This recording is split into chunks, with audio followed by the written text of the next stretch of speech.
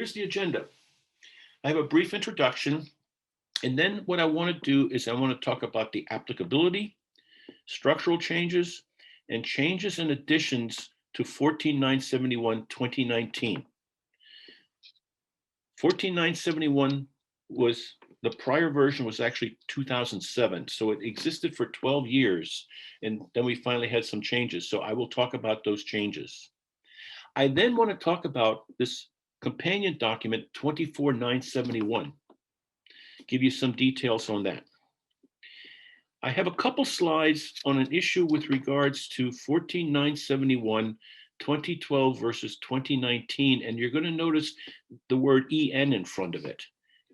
That's the version that exists over in Europe.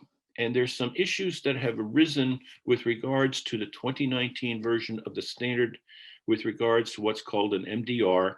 And I'm going to give you some more information about that.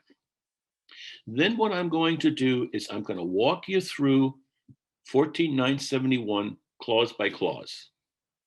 We'll take a look at scope, normative references, terms and definitions.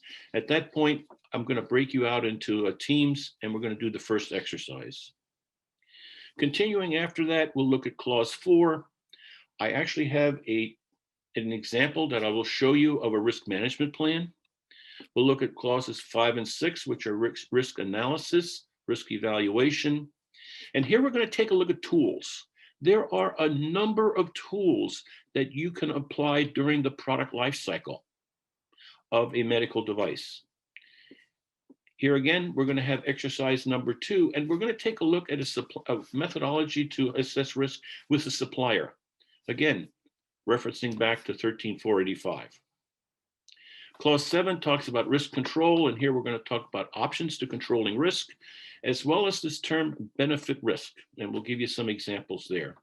Clause 8 is where you evaluate your overall risk.